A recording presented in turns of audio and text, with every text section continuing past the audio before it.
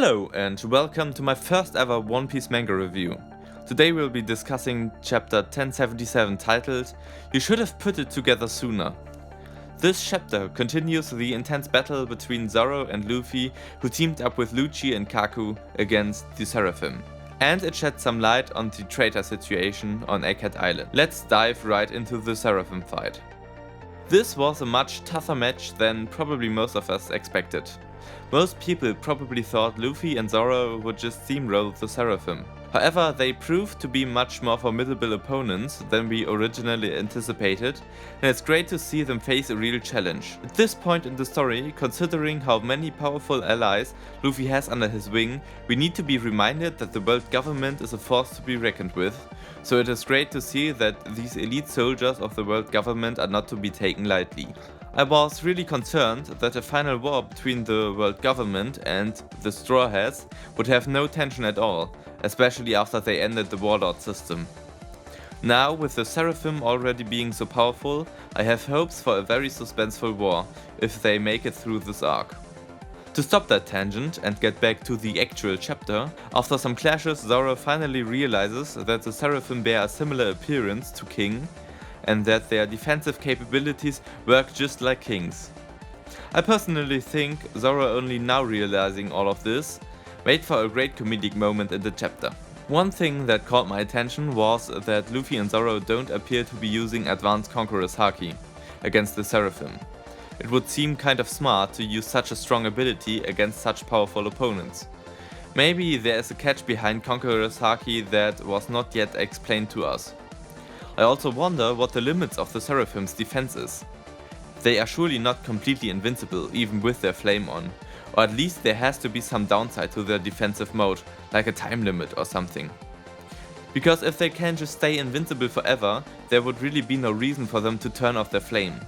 My current speculation is that it might be similar to Tobi's Kamui ability from Naruto Shippuden. By using Kamui, he also becomes invincible from pretty much all attacks. But this invincibility only lasts up to 5 minutes. Also, in order to deal damage, he has to turn this invincibility off. It's definitely something worth exploring in the upcoming chapters.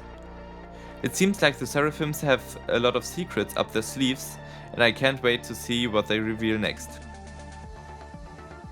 Now let's talk about Sanji. His eyebrows reversed when he attacked Seraphim Jinbei, similar to his fight against Queen. They swelled the way the eyebrows of his Germa siblings do.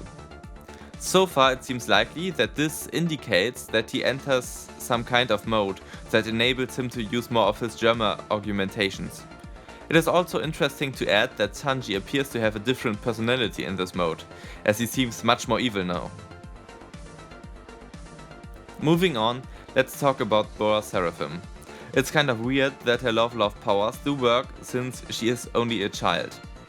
But the way I read it in this chapter is that people do not get turned into stone because they find her hot, but much rather because they find her cute. This seems to indicate that it does not only require erotic lust, but can also work on people that bear other kinds of affection. I really like that she uses her innocent appearance in order to gain an advantage in the fight. By the way, we recently got a design for Boa's Devil Fruit, and I think the design is pretty good.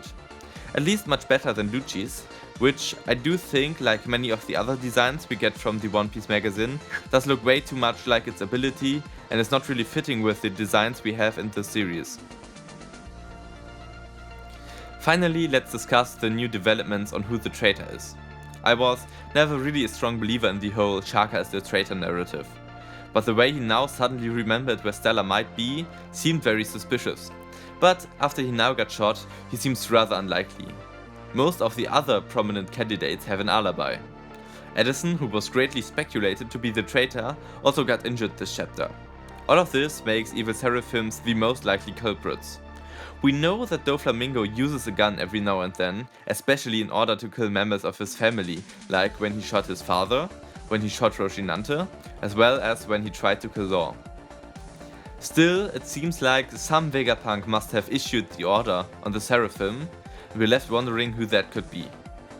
I personally think that maybe with Doflamingo's Black Knight technique, where he can create a clone of himself, or with some help of Maria's fruit, the 3 remaining Seraphim might have found a way to create a duplicate of a Vegapunk and are able to issue orders to the Seraphim without the need for an actual Vegapunk. I recently found this fan art of Crocodile with the poison fruit, and now I'm really hoping to see S-Crocodile with it, as well as S-Flamingo and S-Gecko. I also think that S-Crocodile and S-Flamingo working together now would seem rather fitting, considering that S-Flamingo wanted to create an alliance with Crocodile during Marineford. I can't wait to see how it all plays out. Oda has always been great at building tension and keeping the audience guessing, and this is no exception. Overall, I really enjoyed this chapter. The fight scenes were intense and the plot is really starting to thicken. It's clear that Oda has a lot of tricks up his sleeve, and I'm excited to see where he takes the story next. Stay tuned, up until next time.